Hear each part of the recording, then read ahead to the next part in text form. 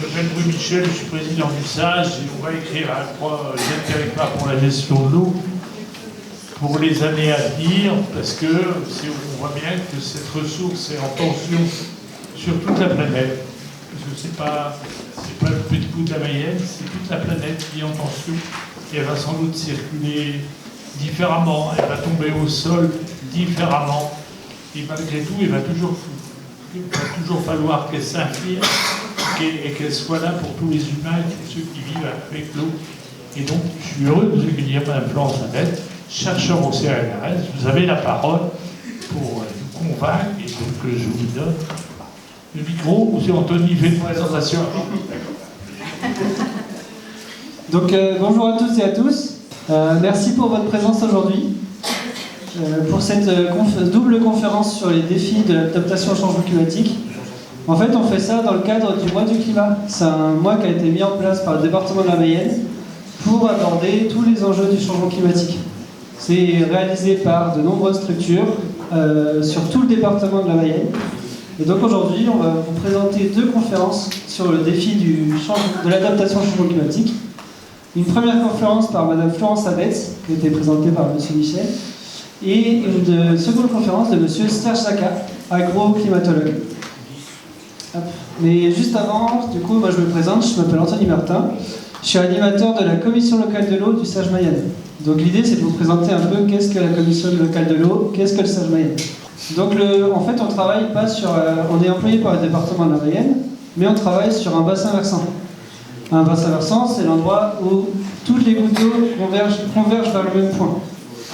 En fait, le bassin versant de la Mayenne, ça commence dans l'Orne, au niveau de la commune, en dessous de Flers, et ça finit quasiment à Angers, au niveau de Canteleu-Épinard.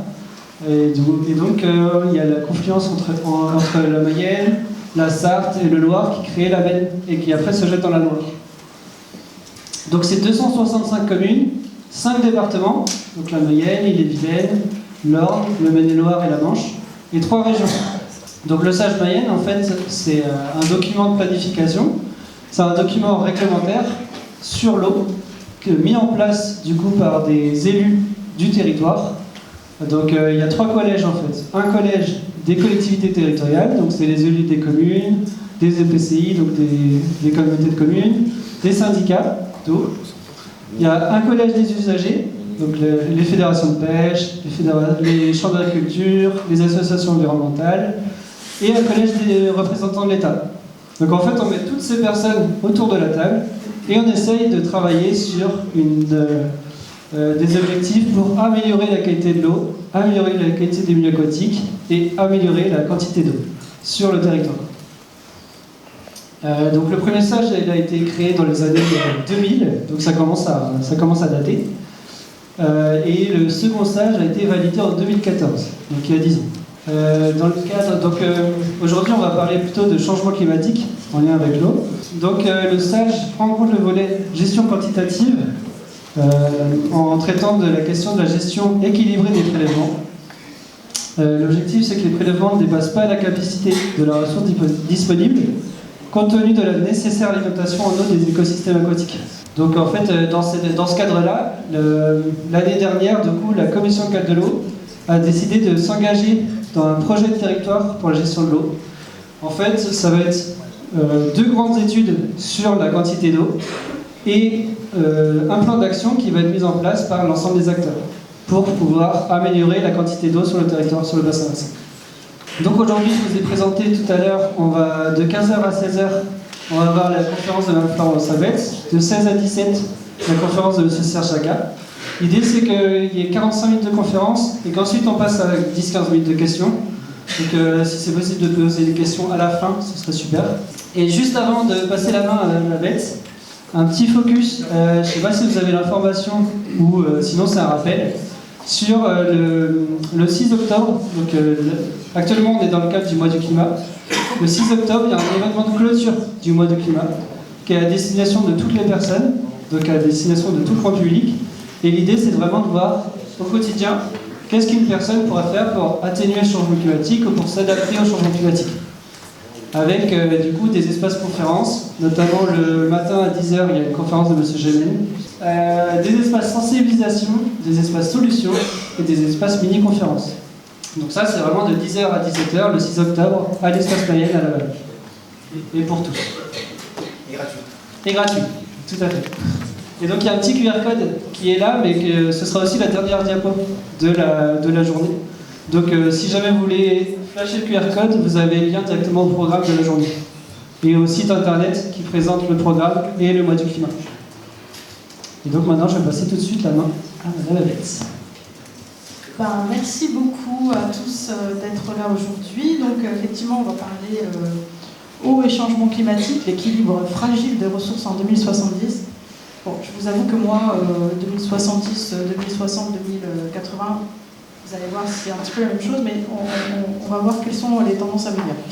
Alors, en fait, simplement, avec le changement climatique, on a beaucoup parlé de température, on parlait de réchauffement climatique.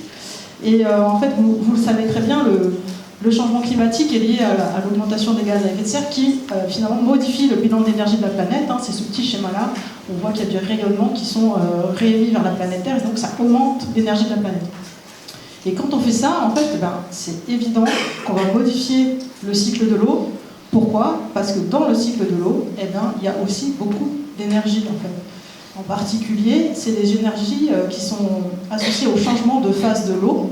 Donc voilà, ça forcément ça impacte l'eau. Donc par exemple, quand on condense de l'eau, c'est-à-dire qu'on passe de la vapeur à du liquide, donc quand on forme des nuages, là on libère de la chaleur. Quand on évapore, qu'on passe du liquide à la vapeur, là on consomme de l'énergie. Et quand on passe de liquide à glace, là c'est pareil, on a encore un échange de chaleur. Du coup, on modifie le bilan d'énergie de la planète. Un de ses principaux moyens de consommer ou de libérer l'énergie, c'est le cycle de l'eau. Donc forcément, quand on change le bilan d'énergie, on change le cycle de l'eau, donc par le flux d'évaporation. Simplement, c'était pour le remettre en évidence, l'impact, il est absolument direct. Mais en fait, ce n'est pas le seul impact. En fait, on peut considérer qu'il y a au moins 4 façons dont le changement climatique impacte la ressource en eau. Le premier, c'est un nom un petit peu globuleux. Moi, quand j'entendais ça, je ne comprenais pas très bien ce que ça veut dire. C'est la circulation générale. Circulation, allez, circuler, il n'y a rien à voir, voilà. Donc, je vais essayer de vous expliquer un peu ce que c'est que la circulation générale, et vous allez voir, c'est hyper important. Le deuxième point, c'est la façon dont ça modifie les pluies intenses, évidemment. Le troisième point, c'est la façon dont ça fait exactement l'inverse, c'est-à-dire que ça augmente, intensifie les sécheresses. Et puis un dernier point qui paraît un peu indirect, et pourtant, c'est comment ça impacte la qualité de l'eau. Mais en fait, avant tout ça, je vais vous faire un petit zoom sur autre chose, en fait, sur quelque chose qui est très important quand on regarde les temps longs, qui sont finalement les tendances observées et puis l'impact de ce qu'on appelle la variabilité interne. Alors, là, je vais vous montrer une évolution des débits sur un des points d'observation sur la Mayenne. En fait, c'est des débits annuels. Je n'ai pas tracé vraiment des débits en mètres cubes secondes, j'ai tracé ce qu'on appelle des débits normalisés. Simplement, on prend le débit, on enlève la moyenne, on divise par un écart type. En gros, ce que ça veut dire, c'est que quand la valeur est à 0, c'est qu'on est à la moyenne pluriannuelle. Quand on est au-dessus, valeur 1, on est à peu près à l'ordre de la variabilité normale, un écart type. Et en dessous, on est aussi dans la variabilité normale. Donc voilà, ici vous avez les observations du débit de la Mayenne à Ambrières depuis environ 1970, c'est des débits annuels, et vous voyez que ça varie d'une année à l'autre, mais pas trop de tendance.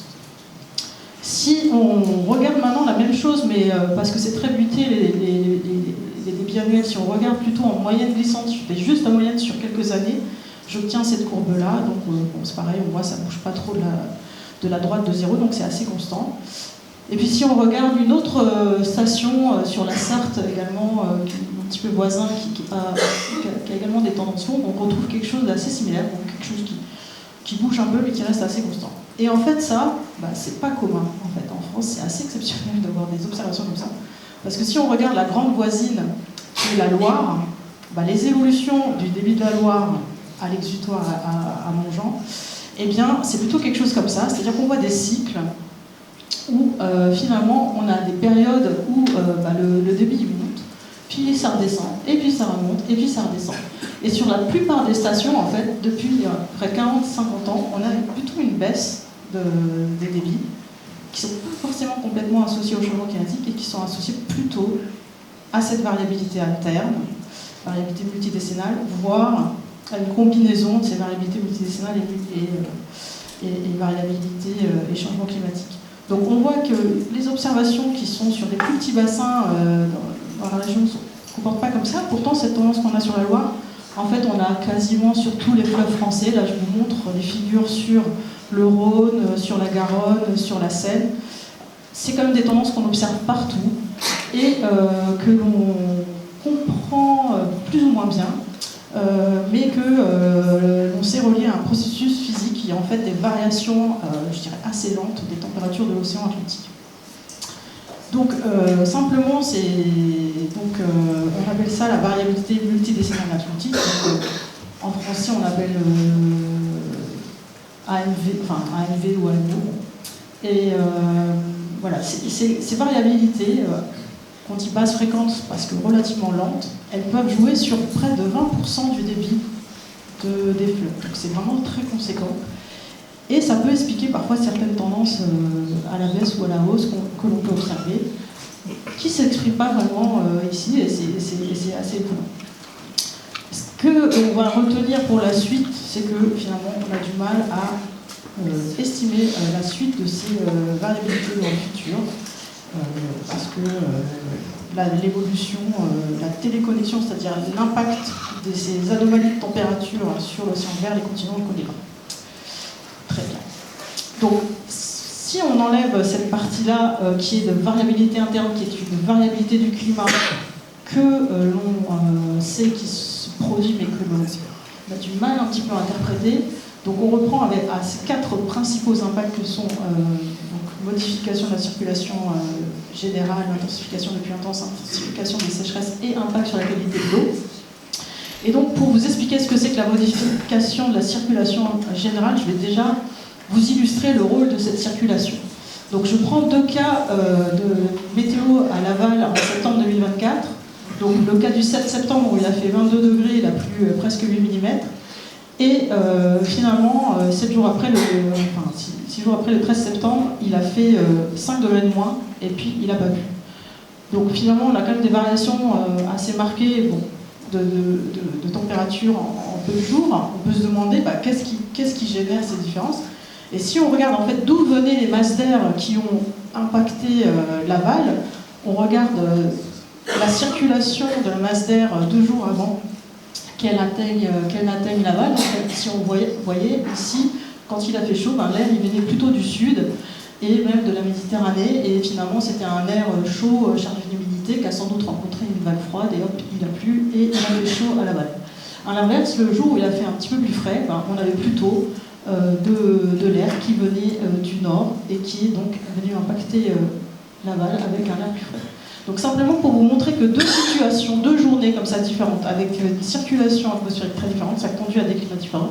Et la circulation générale, c'est un petit peu ça, mais non pas sur une journée, mais sur des mois et sur des années. Et on peut très bien expliquer finalement comment la situation de pression ou de dépression peut alimenter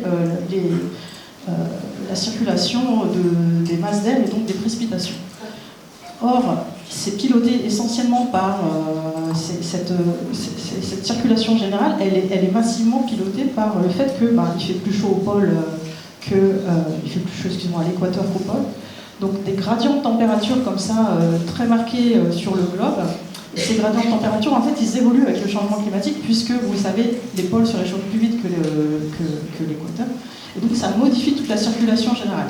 Et l'impact de ça, c'est que la distribution des pluies sur la planète, elle est modifiée. La figure que vous avez ici, c'est une simplification de ça. Ça vous montre en bleu des zones où on va plutôt recevoir plus d'eau, et puis en rouge des zones où on va recevoir moins d'eau. Et donc vous voyez, c'est plutôt en bande de latitude, comme ça, nord-sud. Et ça, c'est vraiment parce que c'est les gradients de température, donc la différence de température entre les différentes régions qui est modifiée. Et ce que vous voyez, c'est finalement, on a des bandes plus humides à l'équateur, plus sèches au niveau des 30-40 degrés de latitude, et puis de nouveau plus humide.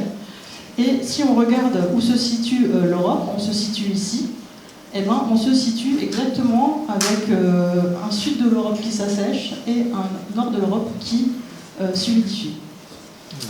La particularité de notre situation, c'est qu'on est dans une zone très rouge ici, c'est-à-dire particulièrement marqué, un assèchement particulièrement marqué. Ce qu'on appelle un hotspot sec. Ce hotspot sec, on le retrouve notamment en Californie, Golfe de Mexico. On va le retrouver aussi un petit peu en Australie et puis au sud de l'Afrique. En fait, on le retrouve dans tous les climats de type méditerranéen, et donc dans la Méditerranée. Et donc, voilà, on va se retrouver avec une situation relativement marquée de sécheresse sur tout le bassin méditerranéen, et peut-être avec des analogies avec ce qu'on peut voir dans le golfe du Mexique, Californie. Et vous entendez souvent parler de la Californie, donc voilà, c'est pas forcément toujours très rassurant. Donc finalement, cette circulation générale, eh bien, elle impacte très directement la distribution des pluies sur la planète. Le deuxième impact, c'est un impact qui est lié à l'évolution de la distribution, on va dire, temporelle des pluies. Et en fait, ce qu'on va voir, c'est que ce soit sur l'intensification des pluies ou des sécheresses, c'est le même phénomène physique qui joue. Et c'est quoi ce phénomène physique? C'est un phénomène qui considère qu'en fait, un air plus chaud peut porter plus d'eau. Donc on a une augmentation de la quantité de vapeur d'eau dans l'atmosphère. Alors c'est représenté par ce genre de petite figure qui vous montre ici une évolution de la vapeur d'eau ici avec la température. Donc plus il fait chaud, plus on peut avoir de vapeur d'eau dans l'atmosphère. Cette figure en bleu là, elle montre en gros l'évolution qu'on peut avoir quand l'air est saturé. Ça veut dire quoi, un air saturé en eau? Ça veut dire que vous êtes dans le brouillard. Quand vous êtes dans le brouillard, l'air il est complètement saturé d'humidité. En général, on n'est pas dans le brouillard, on est dans une situation où il y a, je sais pas, soit 100% d'humidité par exemple. Donc ça va être une courbe de type bleu, grand, rouge comme ça. Et vous voyez qu'elle évolue aussi, elle augmente avec le temps. Et vous voyez que finalement, à une température donnée, on a un écart entre le rouge et le bleu. Et cet écart, il a tendance à augmenter quand la température augmente. C'est-à-dire que quand on a 60% d'humidité dans l'air, c'est pas le même écart à la saturation quand il fait 15 degrés que quand il fait 25 degrés, tout simplement. Quelque part, la quantité de vapeur d'eau qu'il faut mettre pour réatteindre la saturation, c'est plus important. Alors, qu'est-ce qui se passe quand on est dans un temps présent? On va considérer que la quantité de vapeur d'eau, ce serait comme un petit peu la quantité d'eau qu'il y a dans un verre. Donc, c'est-à-dire qu'on n'est pas saturé, le verre n'est pas plein. Voilà, on va considérer que dans un climat présent, on est dans cette situation. Qu'est-ce qui se passe dans un climat futur? Je vous ai dit, on a plus de vapeur d'eau, donc c'est comme si le verre il était un petit peu plus plein. D'accord? Puisque l'air peut porter plus. Alors qu'est-ce qui va se passer? C'est que des fois, parce que la masse d'air va se rafraîchir, il va pouvoir avoir donc cette petite quantité d'eau en plus, finalement elle va pouvoir précipiter. Et donc dans un contexte de changement futur, de changement de température, dans un contexte de changement climatique, les pluies intenses elles pourront être plus intenses. Et ça, en fait, c'est clairement très très bien observé. Moi, je cite souvent le cas des Cévennes parce qu'en France, c'est là où il y a le plus de pluies intenses. Et sur 50 ans, on a déjà observé une intensification moyenne des précipitations de 22%. C'est vraiment très important. Vous avez vu l'épisode là qui est tombé en Europe de l'Est, c'est vraiment incroyable. On atteint des sommets, c'est vraiment... Voilà, et donc c'est tout à fait associé à ce genre de phénomène. Le deuxième chose, c'est que finalement, moi je vous dis, l'air est plus chaud, il peut porter plus d'eau. Donc finalement, il apporte cette eau. Donc il n'a pas besoin en général, il ne va pas la laisser tomber sous précipitation. Et en fait, cette représentation du verre qui est plus plein, c'est pas tout à fait ça en fait. La vérité, c'est que c'est un verre qui est plus grand, il contient plus d'eau, mais lui-même, il a une capacité de porter de l'eau qui est plus importante. Et finalement, ok, il a plus d'eau, mais en fait, il est moins plein. C'est ce que je vous disais tout à l'heure. Donc ça veut dire que le déficit, la quantité d'eau qu'il faut rajouter pour le remplir est plus importante. On appelle ça le déficit de vapeur d'eau. Et ça, ce déficit de vapeur d'eau, il a tendance à augmenter avec le changement climatique. Du coup, ça veut dire quoi? Ça veut dire que la demande en évaporation, elle augmente. C'est direct, c'est-à-dire s'il y a un déficit de vapeur d'eau dans l'atmosphère, on peut évaporer plus. Et bien du coup, ça c'est également très bien observé. On a eu un déficit d'humidité dans l'air qui a augmenté d'environ 11% en 30 ans sur des zones végétalisées. Et du coup, ça se traduit par une réduction de la croissance des plantes. Alors bon, on entend rarement parler d'humidité, on parle tout le temps de température. Alors bon, voilà, moi je vous montre une figure qui est un petit peu équivalente à sans doute ce que vous avez déjà vu sur la température. Depuis 1980 à 2020, non pas l'évolution de la température, mais l'évolution de l'humidité de l'air en Europe. Et ce que vous voyez, c'est que ça n'arrête pas de descendre. Voilà, c'est quelque chose qui est très bien observé, qu'on constate partout. Alors, je ne vais pas insister beaucoup sur cette figure, mais ici, c'est une figure qui montre l'évolution temporelle, donc depuis 1975, des précipitations en Champagne. Et puis ici, finalement, donc ces pluies, évidemment, elles vont pouvoir s'écouler dans le sol et s'évaporer. Ici, on a des mesures de l'écoulement dans le sol, l'infiltration, sur différents types de cultures. Et ce qu'on voit, c'est que les pluies, elles sont relativement stables. Par contre, vous voyez, l'infiltration, elle diminue.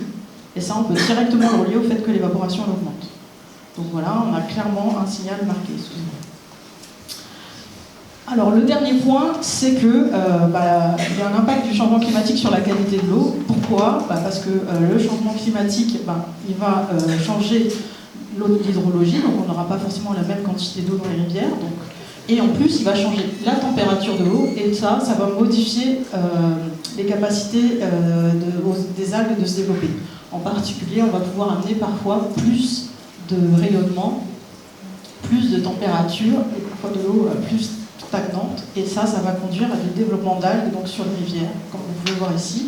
Ou alors, je dirais, ce qui craint encore plus, c'est ce genre d'algues ici qui sont des cyanobactéries et donc qui peuvent rejeter des toxines dans l'atmosphère. Donc ça, on est à peu près sûr qu'avec le changement climatique, on aura plus de blooms algaux et de développement de cyanobactéries. Donc pourquoi je vous explique comment ça marche ? C'est parce que vous allez voir par la suite qu'on sait que tout ça, ça va se produire, mais exactement qui, quoi, quand, comment, enfin comment on comprend, mais quand et à quelle intensité, vous allez voir que c'est pas complètement certain. Mais pour essayer d'anticiper ça dans le futur, eh bien, on fait ce qu'on appelle des projections climatiques, c'est-à-dire qu'on regarde comment on pourrait continuer à faire évoluer le climat, et on va regarder comment ça impacte tout le reste. Donc, pour faire des projections climatiques, on fait des scénarios d'émissions de gaz à effet de serre. Qu'est-ce que c'est que ces scénarios d'émissions ? En fait, vous avez ici la courbe qui montre l'évolution depuis 1990 des émissions de gaz à effet de serre sur la planète. Donc on est passé en gros de 35 à 45 gigatonnes de CO2 émis. Il y a eu une petite baisse en 2020 avec le Covid, 2019-2020. Et puis c'est reparti quand même à la hausse. Donc ça, on est sur une trajectoire, on va dire business as usual, donc on ne change pas trop les habitudes. Et puis voici les trajectoires qu'il faudrait faire d'émissions de gaz à effet de serre pour atteindre le 1,5 degré total ou le 2 degrés total. Donc là, vous voyez qu'en fait, si on voulait atteindre 1,5 degré total, il faudrait très drastiquement réduire nos émissions de gaz à effet de serre, ce qu'on a tendance à appeler une rupture par rapport à la tendance actuelle. Donc le 1,5 degré, sans vous mentir, on va sans doute pas y arriver. Voilà. Il y a encore un petit espoir pour le 2 degrés. On va voir que ça va quand même être compliqué. Alors, donc dans les projections climatiques, on intègre ces différents scénarios d'émissions de gaz à effet de serre et puis on regarde quel impact ça a. Et ici, c'est un impact sur les précipitations à l'échelle de la planète. Pour un monde à 1,5 degré, un monde à 2 degrés au milieu et un monde à 4 degrés tout à fait de l'autre côté. Donc là, ce que vous avez, c'est quand c'est très bleu, c'est beaucoup plus d'eau. Quand c'est un plus rouge, c'est beaucoup moins d'eau, beaucoup moins de pluie. En gros, ce que vous voyez, c'est que c'est à peu près la même distribution. Au milieu ici, je ne sais pas si vous voyez la souris, voilà. Au milieu ici, c'est l'Afrique, donc l'Europe est là. Ici, c'est les États-Unis, et puis ici, c'est l'Asie. Donc, ce que vous voyez, c'est à peu près le même pattern, mais simplement, il est beaucoup plus fort. Plus la température augmente, plus ce pattern en fait. Donc, plus ça va, plus l'intensification des pluies elle est marquée, et plus ça va, plus la Méditerranée s'assèche. Donc, les contrastes spatiaux sont les mêmes, mais par contre l'intensité change. Et vous voyez que l'intensité, elle peut être vraiment très très importante dans un monde à 4 degrés. Quand on regarde l'impact à l'échelle de l'Europe, un des résultats très robustes qui apparaît, c'est que dans un monde avec le changement climatique, du coup, on a une augmentation des sécheresses les plus longues. Alors ici, c'est une figure qui date d'un article de 2018. Et dans cet article, il travaillait donc à différents mondes virtuels. Donc dans un monde à plus 1 degré, ce qui est à peu près l'actuel, ben, vous voyez la carte, la durée des sécheresses les plus longues, c'était à peu près 1 an. Donc c'est à peu près le cas aujourd'hui, effectivement. Dans un monde à 1,5 degré, les durées des sécheresses les plus longues, c'est 3 ans. Dans un monde à 2 degrés, les sécheresses les plus longues, c'est plutôt 5 ans. Dans un monde à 2,5 degrés, c'est plutôt 7 ans. Et dans un monde à 3 degrés, les sécheresses les plus longues qu'on pourrait connaître en Europe, c'est plutôt 9 ans. Voilà. Ça, c'est un des résultats vraiment saillants. C'est-à-dire qu'on va vers des sécheresses plus longues dans un monde qui se chauffe fortement. Donc, on avait l'habitude de dire jusqu'à il n'y a pas très longtemps, je dirais 2 ans, on disait, la situation est grave, chaque demi-degré compte. Bon, maintenant on en est à dire, la situation est grave, chaque dixième de degré compte, en fait. Pour vous dire, la situation est grave. Donc là, c'est des résultats un petit peu généraux. On va rentrer un petit peu dans le détail de ce qui se passe plus en France et peut-être plus sur la Mayenne. Alors là, maintenant, je vais vous montrer des résultats qui viennent d'un projet qui s'est terminé en juillet cette année, donc Explore 2, pour ceux qui connaissent. Qui est donc une étude qui s'est basée sur des modèles de climat régionalisés, etc. Je ne rentre pas trop dans les détails. Vous avez ici l'évolution des précipitations pour le scénario ou business as usual, donc celui où on continue comme aujourd'hui. La case du milieu, là, c'est le résultat médian de toutes les projections. On a fait un total de 17 projections climatiques, on a utilisé 17 modèles de climat différents, et on obtient ce résultat. Pour le futur, ce qu'on appelle le futur proche, 2040-2070, ou pour le futur lointain, 2070-2099, pour la fin du siècle. Ce que vous avez ici pour les précipitations, c'est finalement peu de couleurs, plutôt du blanc, donc pas trop de modifications, et puis des hachures qui vous disent qu'en fait on ne sait pas. Quand il y a ces hachurés, c'est-à-dire qu'il n'y a pas de résultats cohérents entre les modèles. Les modèles ne sont pas forcément d'accord sur le signe. Donc la médiane des modèles n'est pas très d'accord sur ce qui se passe en précipitation sur la France. Pourquoi ? Comme vous l'avez vu, la France, elle est dans cette situation où finalement il y a une humidification au nord de l'Europe et un assèchement dans le sud. Et la France, elle est vraiment entre les deux. Donc, des fois, il y a des modèles qui disent oh, c'est vachement sec, et puis il y en a d'autres qui disent bon, c'est vachement humide. Ça dépend où est cette frontière. Donc, finalement, il y a beaucoup de dispersion entre les modèles et on ne sait pas très bien. Par contre, il y a certains modèles qui disent oula, vraiment, il va pleuvoir plus, ou alors il y en a qui vont dire oula, vraiment, il va pleuvoir moins. Donc, finalement, sur les pluies, il y a beaucoup de bruit, on ne sait pas toujours très bien. Alors, qu'est-ce qu'on a décidé de faire dans le cadre du projet Explore 2 ? C'est plutôt de parler de médiane, etc. On s'est dit, bon, on va utiliser ce qu'on appelle des narratifs, c'est-à-dire on va prendre 4 possibilités. Et ces possibilités, elles sont les suivantes. Le premier, c'est, voilà, on va aller vers un réchauffement marqué et des augmentations des précipitations. Alors en fait, là, on ne voit pas très bien parce que c'est le projecteur qui ne donne pas trop les couleurs. Je suis désolée. Mais à part là où c'est hachuré ici, tout le reste, c'est plutôt du vert, c'est-à-dire que ça montre qu'il y a beaucoup de précipitations en plus. Enfin, en tout cas, des précipitations en plus. Ça, je suis désolée, c'est un problème de projecteur. Ici, un autre futur possible, c'est finalement qu'il y a peu de changements futurs, peu de changements dans le futur, donc des changements futurs relativement peu marqués. Dans ces conditions, en futur proche, on a beaucoup d'incertitudes, mais en futur lointain, on a quand même plutôt une humidification dans cette partie-là.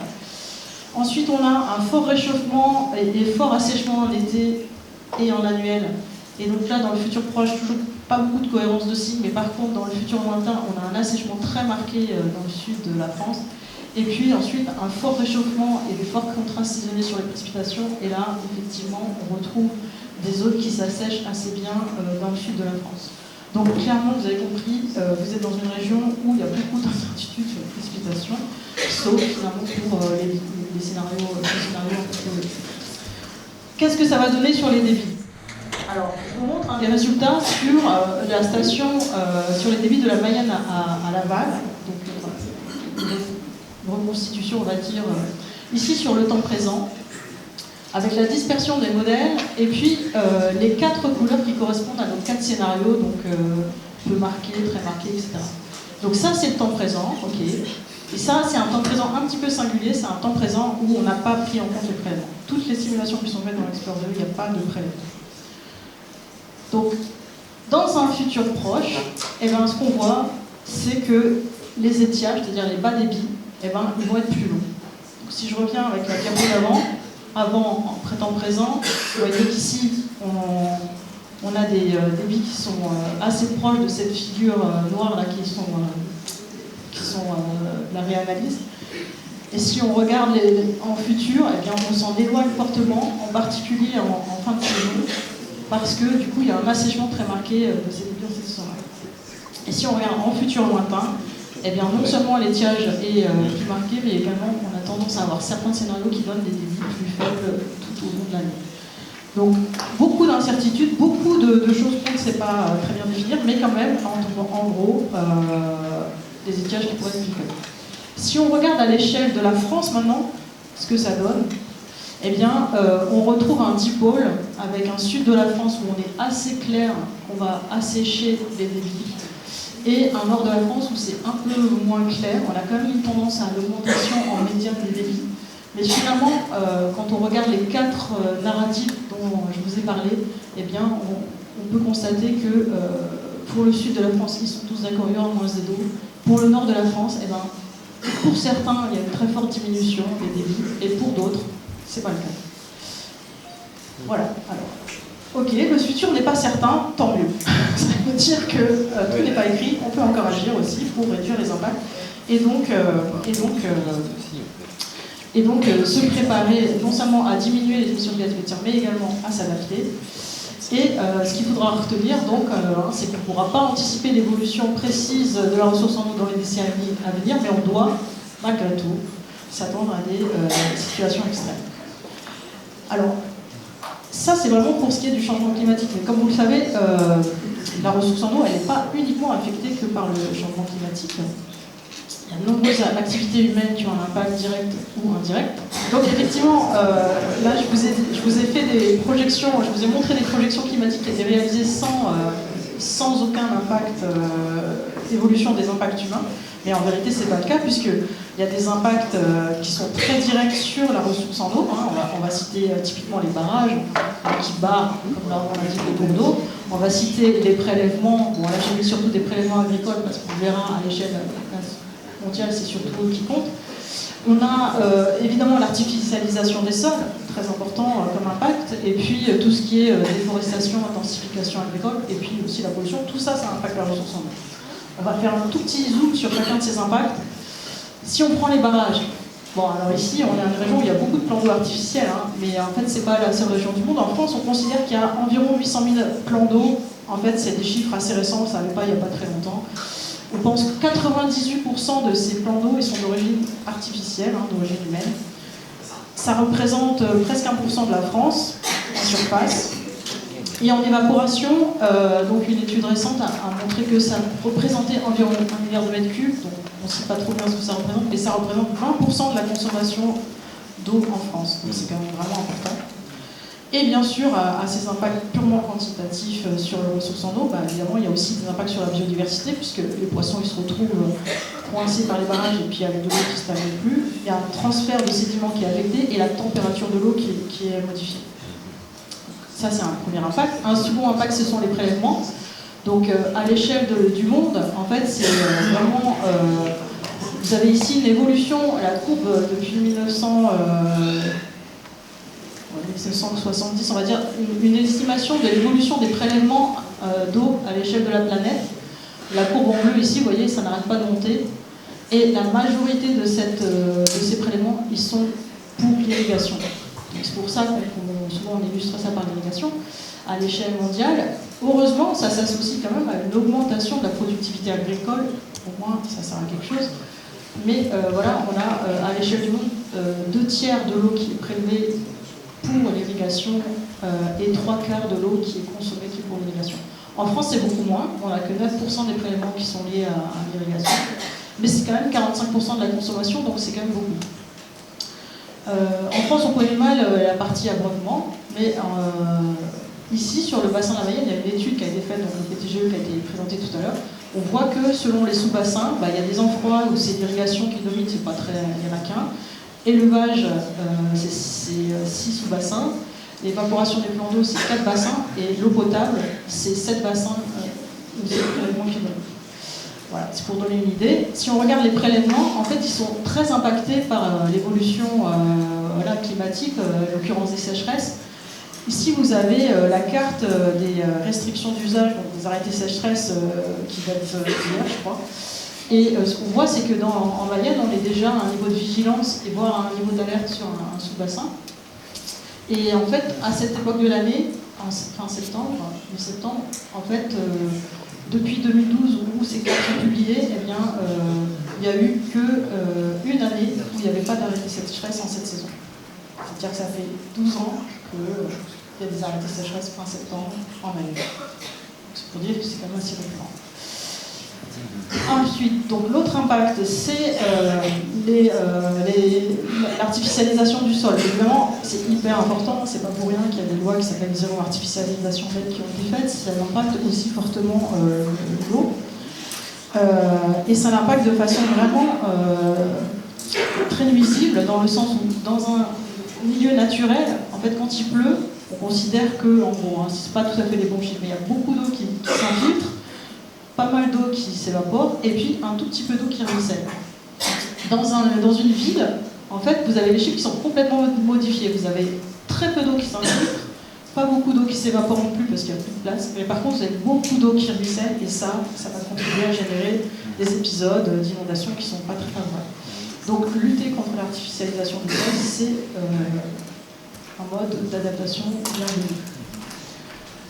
Après, donc, dans les autres impacts, il y a l'intensification agricole et ou la déforestation. Ça impacte beaucoup la qualité des sols. Donc, à l'échelle du globe, encore une fois, de la planète, on considère que les sols qui ont été dégradés, soit parce qu'ils ont été trop utilisés, soit parce qu'on a déforesté, ça représente une superficie de 20 fois la France. C'est vraiment très considérable. À l'échelle nationale, il y a des impacts qui sont évidemment assez forts. Et d'ailleurs, en Europe, il y a une directive SOD, une directive sur le sol qui va être mise en place. Il y a enfin la pollution. Donc la pollution, ça peut être une pollution industrielle, ça peut être aussi une pollution agricole. Ici, j'ai repris une carte de la pollution des eaux par nitrate sur le sous-bassin de Loudon pour la dernière estimation 2017-2019. Et en rouge, ce sont toutes les zones où on a une très mauvaise qualité de l'eau par rapport à ce critère nitrate. Et vous voyez qu'il n'y a qu'un petit sous-bassin qui arrive à avoir une qualité de l'eau qui est bonne. Donc voilà, la pollution, ça affecte à peu près tous les milieux et vraiment, c'est un enjeu pour l'eau. Alors comment on fait pour s'adapter? Parce qu'il y a quand même des moyens de s'adapter. Le premier moyen de s'adapter. La première chose qu'il faut faire, c'est atténuer nos émissions de gaz à effet de serre. Parce qu'on peut régler un problème d'un côté, mais s'il continue à se dégrader de l'autre, ça ne va pas le régler. Il faut forcément atténuer, mais on peut aussi quand même s'adapter. Alors là, je vous ai dit, il y a les deux extrêmes qui augmentent, plus de sécheresse, plus de précipitations intenses.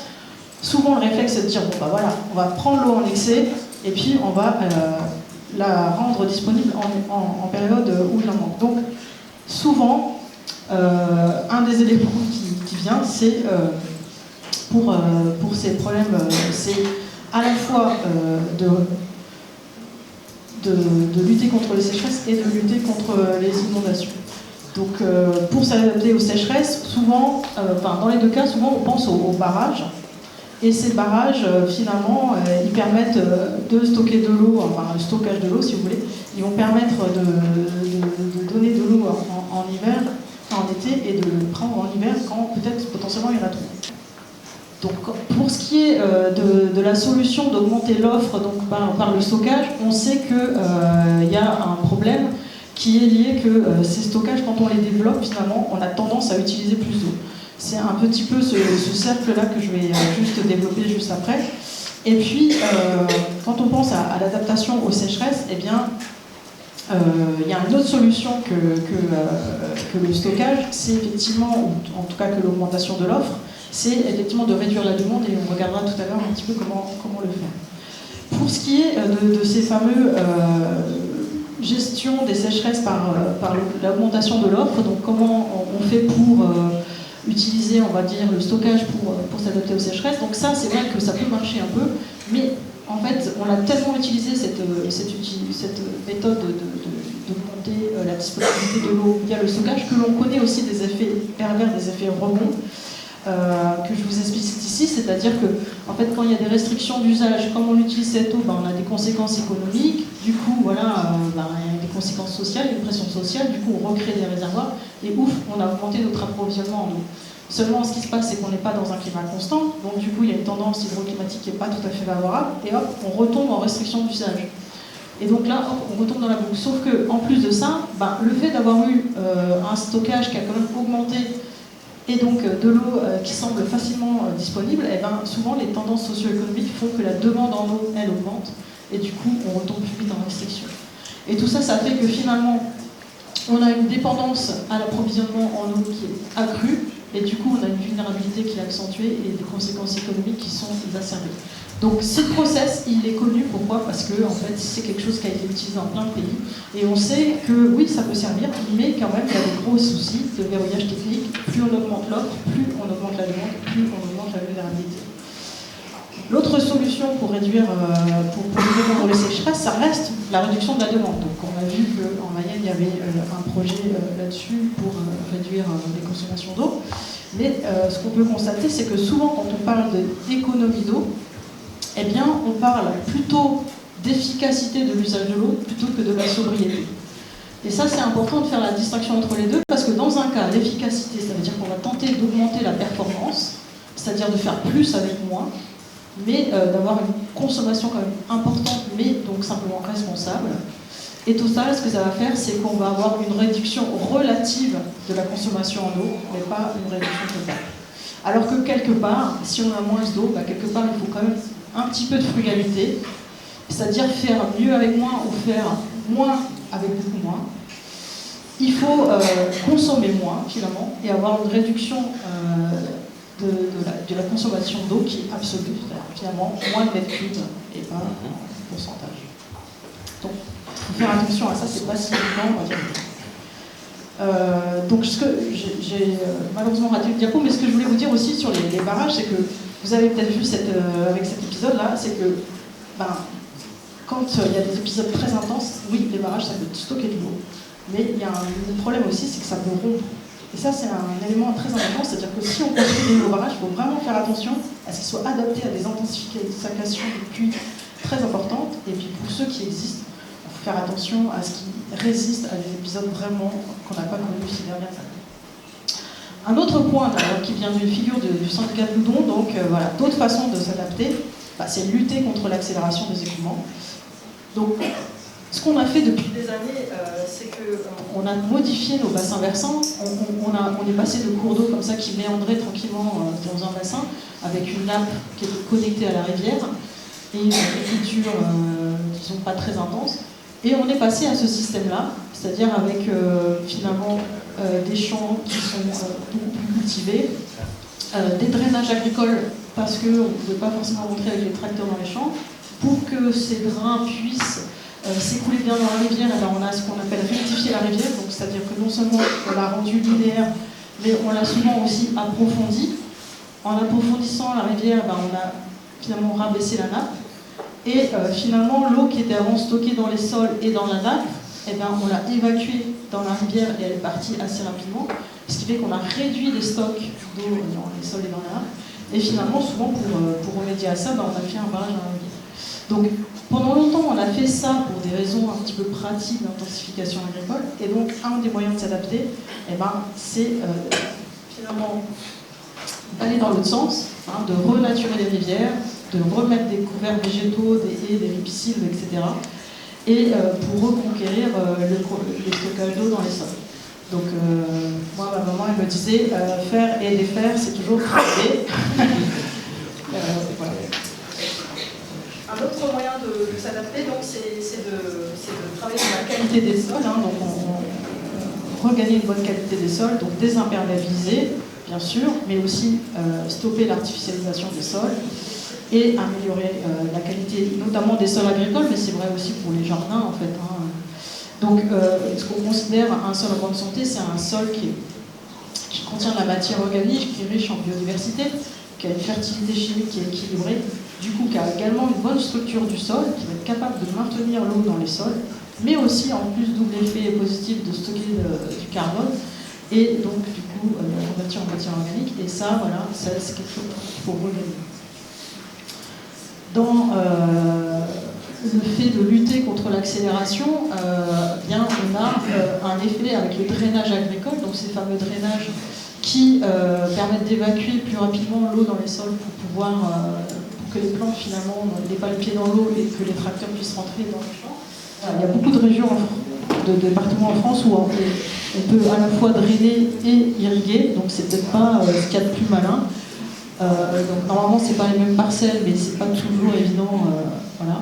Et donc le drainage agricole, il continue à se développer. On voit qu'une année comme cette année, ben, c'était sans doute important, mais il y a peut-être des façons de faire qui permettraient finalement de faciliter l'écoulement de l'eau dans le sol ou de choisir une meilleure culture avec des sols de bonne qualité. Et pour finir, donc, je vais vous parler de solutions qui semblent remplir pas mal de points positifs qui sont l'agroforesterie. Donc, je pense que Serge, tu vas en parler aussi peut-être un petit peu. L'agroforesterie, c'est un peu le débocage. Ça peut être aussi des systèmes qui permettent de conjuguer des cultures pérennes avec des cultures annuelles. Et pourquoi je vous parle d'agroforesterie? Ça fait partie des solutions d'agroécologie qui sont reconnues comme ayant plein de co-bénéfices. Ça, c'est un petit prospectus du ministère de l'Agriculture qui explique qu'effectivement ça permet de diversifier, que c'est un refuge pour la biodiversité et donc que ça peut lutter contre certains agresseurs des plantes et qu'en plus ça fertilise mieux les sols et que ça peut donner une bonne vie au sol. Et concernant l'eau, en fait, on considère que l'agroforesterie, toutes ces formes d'agroforesterie, elles peuvent réduire très fortement le ruissellement et donc l'érosion hydrique, mais également du coup les transferts, notamment d'herbicides et les pertes de nutriments. Elles permettent d'augmenter la porosité du sol. Elles permettent également de réalimenter en eau les cultures, donc avec un système qui s'appelle l'ascenseur hydraulique, c'est-à-dire que les plantes avec les racines très longues, elles vont chercher l'eau en profondeur et puis la nuit finalement, elles laissent un peu de cette eau en surface. Et le GIEC a considéré que c'était une des meilleures solutions pour le stockage de carbone et la sécurité alimentaire dans le monde. Donc voilà, ça peut être une bonne raison. Pour finir, donc, pour parler d'adaptation, donc le GIEC a, dans son dernier rapport, émis quelques éléments de réponse sur l'adaptation en Europe, sur l'eau. Donc ce qu'il constate, c'est qu'actuellement il y a des tensions très fortes en Europe sur l'eau. Il constate quelques méthodes d'adaptation qui peuvent être vues comme de la maladaptation, donc notamment le développement de réserves et de transferts interbassins qui finalement risquent de créer des inégalités d'accès et perpétuer des pratiques maladaptatives. Le constat, c'est qu'autour de 2 degrés, des mesures transformationnelles comme par exemple des changements importants d'occupation des sols deviennent nécessaires. Et puis autour de 3 degrés, on a vu 3 degrés, c'était déjà des impacts très forts en termes de durée des sécheresses. Et bien, autour de 3 degrés, même un très grand nombre de mesures d'adaptation cohérentes ne peuvent garantir d'éviter des pénuries d'eau. Donc ça, c'est quand même un résultat. Il faut tout faire pour éviter les 3 degrés. Et je ne vais pas être tellement plus long, mais je voulais vous dire qu'effectivement, il faut s'adapter en intégrant la lutte contre l'augmentation des sécheresses et aussi, évidemment, des extrêmes en pluie intense. Qu'il y a plusieurs éléments qui influencent la ressource en eau, donc cette variabilité multidécennale qui n'est pas très bien comprise, l'augmentation de la pression humaine et le changement climatique, et que plus les changements climatiques seront marqués, plus les impacts seront sévères, plus les sécheresses seront longues, et au risque d'empêcher toute forme d'adaptation, que bien sûr la biodiversité elle souffre aussi, mais elle souffre doublement parce que non seulement elle souffre avec le changement climatique, mais elle souffre aussi parce qu'il y a une espèce d'accaparement de l'eau par les activités humaines. Et puis, in fine, on y remédiera avec des solutions qui auront plusieurs co-bénéfices. Donc, atténuation du changement climatique, préservation de la biodiversité, réduction des pollutions, préservation des sols, bien sûr, et puis également le bien-être social qui est vraiment important. Voilà, merci.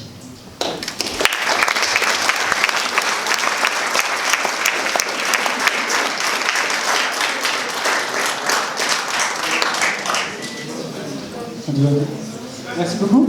Merci pour la conférence. Est-ce qu'il y a des questions?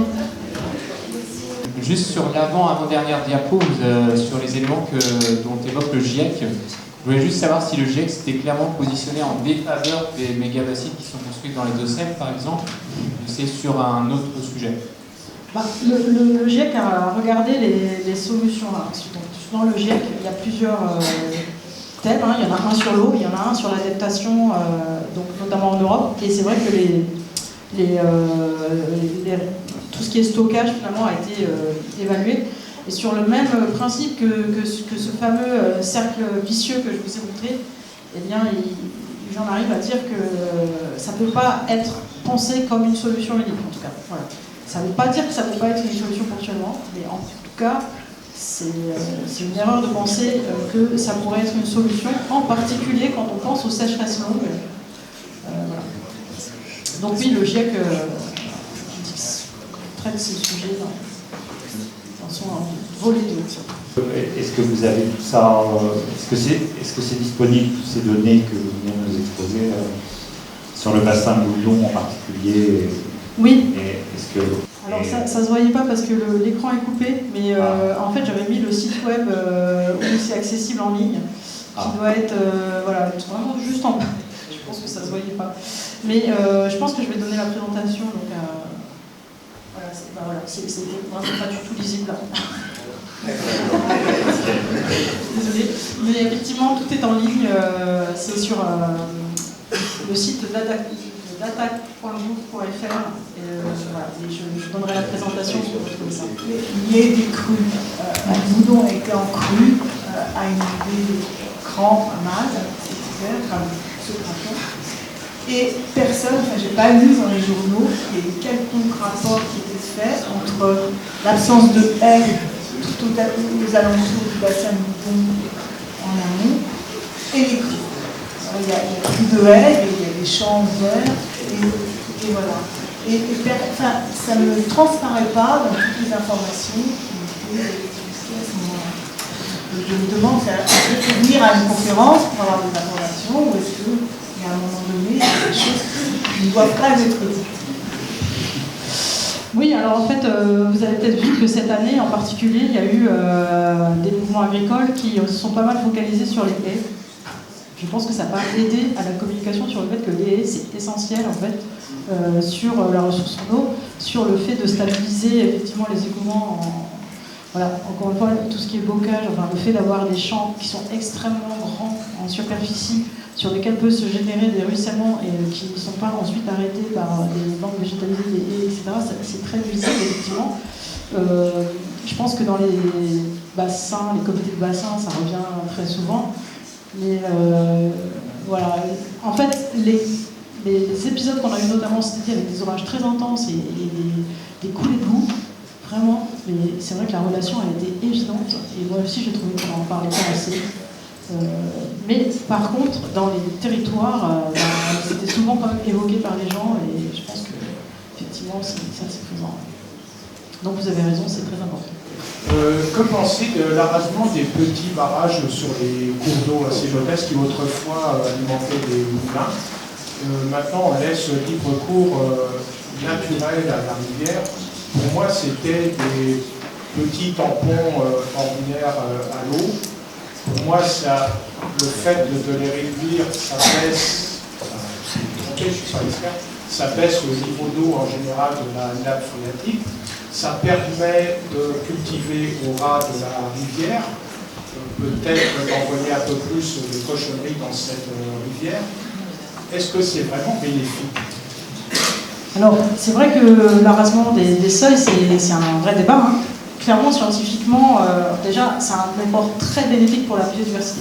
Le milieu aquatique, lui, il souffre beaucoup de ces seuils, hein, puisque ça empêche les poissons de bouger. On est dans des situations où, effectivement, il va y avoir des assecs en rivière, peut-être. Donc, les poissons, finalement, il faut qu'ils aillent à des endroits où il n'y a pas de seuil, il n'y a pas d'obstacle. Alors, vous allez me dire, oui, mais justement, avec un seuil, il y avait de l'eau.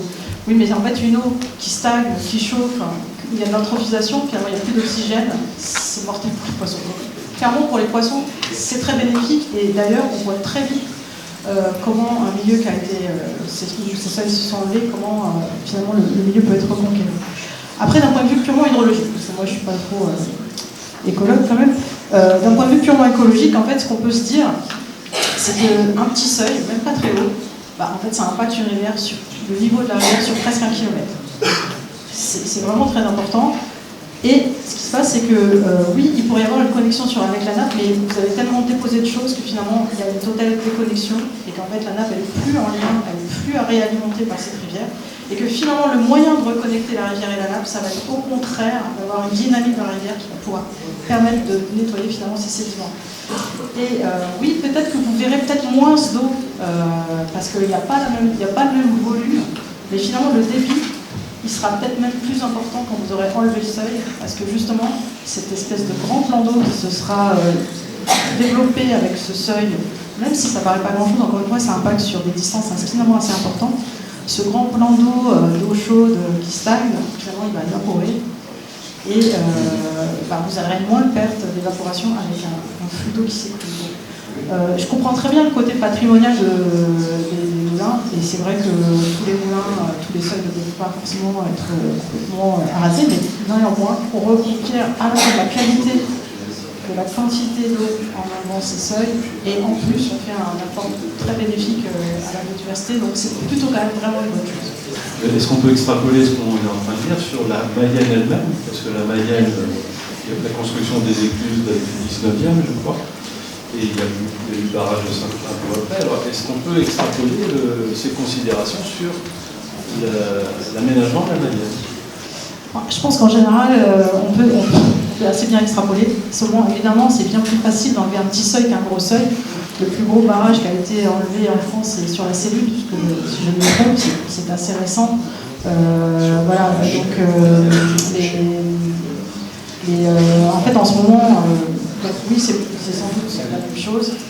En ce moment, il y a un débat aussi avec l'hydroélectricité, que la cellule, typiquement, il y avait un petit peu d'hydroélectricité. Mais effectivement, c'est plutôt favorable à l'eau d'enlever ces seuils. Pourquoi vous voyez aussi loin, par exemple, le 2066? Pourquoi on va aussi loin? Parce que, en fait, je vous ai dit, il y a un petit peu de variabilité interne, c'est-à-dire que vous avez vu les courbes au début, elles montent, elles descendent, on ne sait pas bien expliquer pourquoi, et on ne sait pas très bien combien de temps ça dure. Donc finalement, à très court terme, l'incertitude, elle domine de quelque chose qu'on maîtrise très mal, mais qu'on connaît, qui est la variabilité interne. Et quand on fait un pas de plus, finalement, là, l'impact du changement climatique, il est plus marqué et on commence à avoir des signaux. Donc en gros, même si je vous ai dit qu'en Mayenne, on ne voyait pas grand-chose, on n'était pas très clair sur les impacts, et bien malgré tout, on est toujours plus clair à 60 ans quand finalement l'impact du changement climatique s'exprime encore plus fort qu'à 10 ans. Voilà, parce que là, vraiment, on est dans un bruit, je dirais, météorologique quelque part, et pas que climatique. Je suis les projets de méthanisation, il y en a quand même près de 30 en Mayenne déjà, et le débat porte souvent sur le maïs. Et les dernières infos que j'ai là-dessus, c'est que le maïs a une plante importante en Mayenne parce que, en raison de l'évapotranspiration. Est-ce que vous pouvez me confirmer par cela? Parce que par rapport au céréales, effectivement, l'idée, le blé, tout ça, ça n'évapore rien. Donc, voilà, c'est un argument, j'interroge. Le maïs, c'est une culture d'été, donc qui est maximale en l'été, qui va rester sur son champ assez longtemps pendant l'été, alors que le blé, effectivement, lui, il a un cycle plutôt hivernal, il est très fort au printemps, et puis en début d'été, il est déjà, il évapore plus, on va dire. Donc ce contraste-là saisonnier, il est très marqué. Après, souvent ce qui est dit, c'est qu'en cumul annuel d'évaporation, finalement, Avelier va aussi évaporer Cabriès. Voilà, ce qu'on a tendance à voir, c'est effectivement une poussée un petit peu vers le nord de certaines cultures qui étaient très utilisées dans le sud, hein, donc ça c'est des choses qui sont assez claires. Je dirais que tant que c'est pluvial, ça n'a pas trop d'impact, au contraire, super. Dès que ça commence à être irrigué, là on commence à investir dans des infrastructures, donc on investit sur des temps longs. On voit que le temps long futur, là, à venir, il est quand même mal connu avec plein d'aléas. Donc il faut, et puis toujours, hein, vous voyez, c'est des trajectoires, quand on met un pied à un endroit, eh ben, ça nous engage quand même. Donc je pense qu'il faut toujours réfléchir à ça. Toujours ces histoires de comment ça va nous engager dans l'avenir. Si on investit beaucoup dans quelque chose que finalement on n'est pas sûr qu'on va... Voilà, mais pour autant ça ne veut pas dire que zéro malice, c'est la solution. Il faut vraiment... ça reste du cas par cas. Ça, on parlera sans doute. Moi, je voulais rebondir un peu sur le propos que vous avez eu sur l'adaptation, et notamment sur l'aspect des haies. On a parlé de la haie par rapport donc, au problème de dégradation, des inondations, l'érosion, le ruissellement des sols. On en est encore à réclamer le curage, le recalibrage des cours d'eau. Et je suis assez atterré qu'on puisse encore, au niveau de la profession agricole, alors peut-être d'une certaine forme de profession agricole, parce que je ne vais pas mettre non plus le monde agricole en difficulté, et tout le monde n'a pas cette même approche, me semble-t-il, mais qu'on en soit encore à vouloir mettre des pelleteuses dans les cours d'eau. Je trouve ça effrayant, atterrant et inadmissible. Vous avez tout à fait raison. En fait, on est souvent en train de faire des réponses très court terme qui semblent apporter une solution, alors qu'en fait, ça n'engage pas vraiment vers la réponse. Et souvent, en faisant ça, eh bien, on n'adresse pas des solutions qui pourraient être plus efficaces sur les temps longs. C'est souvent ce problème qu'ont les solutions fondées sur la nature, sur lesquelles s'oriente le TGE du sage. Hein. C'est moins immédiat. Pourtant, c'est très efficace sur le long terme. Et effectivement, c'est compliqué. Mais par contre, ce que je voulais dire, c'est que oui, on parle d'adaptation, mais n'oubliez pas le dernier point, c'est-à-dire que dans toute façon, on ne pourra pas s'adapter à tout. Je veux dire, vous mettez toutes les haies que vous voulez, en Tchéquie, en Pologne, là, ils auraient été inondés. Non, mais il ne faut pas l'oublier. Je pense qu'on a un petit peu ce côté, ouais, non, mais on va s'adapter. Non, on ne pourra pas s'adapter à tout. Il va y avoir quand même des dégâts. Et c'est aussi ça, c'est aussi un truc important, c'est anticiper qu'est-ce qu'on va faire quand il y aura des dégâts. Oui, il y aura des maisons inondées, il y aura des champs inondés, il y aura peut-être pendant plusieurs années des gens qui ne pourront pas produire quelque chose. Et il faut aussi s'y préparer. Et c'est pas évident, voilà, mais il faut le faire. Il y a aussi des forêts qui vont brûler, voilà, c'est clair. Tout ça, il faut s'y préparer, s'engager, et avoir de la solidarité par rapport à tout ça. Super, ça peut faire la conclusion du coup. Merci beaucoup.